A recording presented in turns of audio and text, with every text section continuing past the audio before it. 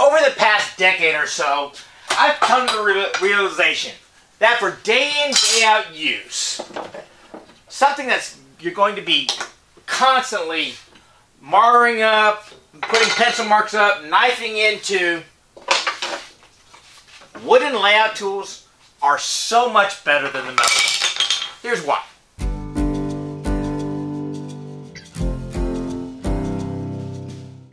With the exception of my Starrett combination square and these metal layout tools from Pinnacle. Pinnacle was bought out by Woodpecker, the red aluminum layout tools. I have yet to come across a metal square that's accurate straight from the manufacturer. Most of these kinds, you have to file down the little nubs on the inside. That's why they manufacture them with that rib going down the middle, because you can't adjust them with a metal file in order to get them perfectly square. Starrett's the only one I've ever come across that's square from the factory. These kinds, these rough layout tools, they are never accurate. Now you can adjust these by peening them either here or here on both sides, and it will kind of flex them in and out, but I mean, it's never going to be that accurate unless you make that adjustment, and they go out of adjustment so easy. The reason why I don't use this thing that much is because I use knives so much, and aluminum is softer than my steel. So if you put this in the hands of somebody that's not really paying attention and they lay it over, their knife over a little bit, it just carves it up. Now you can retrue these. In fact, they give adjustments right here, but it's really finicky to have to adjust it. I've gotten to the point where I only use these kind of things if I'm using a pencil or I'm just laying out one of my power tools. Same for this triangle. This is purely a machine setup tool for me. Now the advantage of the wood ones are multi-fold.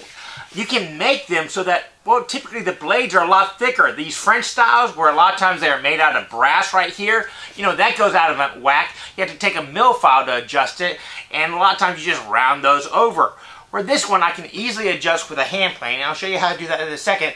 But being able to register over that thick blade, my knife edge, just makes it very easy to mark up. And I don't really have to worry about it if I scuff it up or scratch it or I give it to somebody and they drop it or whatever, because it literally takes 30 seconds to refix this up. Same for the large roughing squares. I love it, that thick edge versus these thin ones, which just really damage your knives and stuff like that. Just lay it up the edge, gives you a nice reference fence. You can mark straight down. And once again, truing a wooden square up is exceptionally easy. And how many of y'all use those tiny 4-inch combination squares to mark our small layout lines of 90 degrees? Well, a simple wooden thing like this does exactly the same thing, but once again, it gives you a nice surface to reference against, and they're very compact. It just slides in your pocket when you don't need it. Now to square up a small French square, kind of like this one right here, what I would do is I would grab a nice long straight edge. Something the good edge, reference this off another straight edge like my bench, and if you put this right here and use a pencil line, this exaggerates the curve. So now I can come over here, draw a line one way, flip it all over, and then come over and see how accurate it is.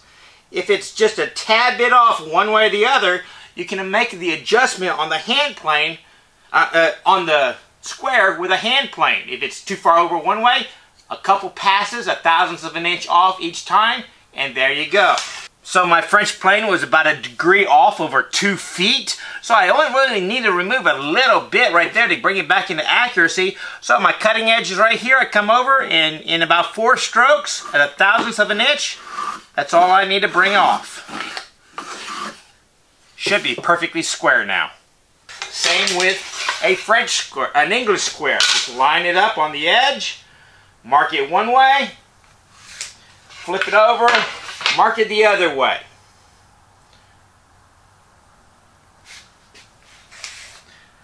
I need to remove a little bit over here. I simply drop it in my vise. Grab whatever plane you use for jointing, and going with the grain, you can take off a little bit, or come the other way, same thing. So if you haven't tried out a wooden square, if you think that they aren't as accurate as metal, trust me, you can make them a lot accurate, they're a lot more durable, and they're a lot cheaper to get.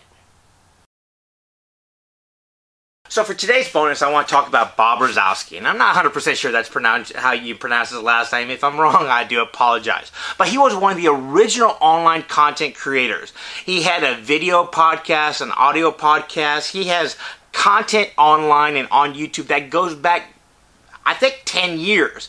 And he's a hand tool guy, and he started out working in a little side bedroom with very limited set of tools, but he has videos on making tools, making your workbench, great joinery videos, just a wealth of information. And while I'm not on the forums, I understand that he is all over the place and has come to be one of the most depended upon experts in those forums. You can check him out nowadays. He started up a new audio podcast on iTunes called the Hand Tools and Techniques Podcast. Check it out. It's well worth your time. It might be a little bit dry on some aspects, but the content and the information and the education he provides is phenomenal.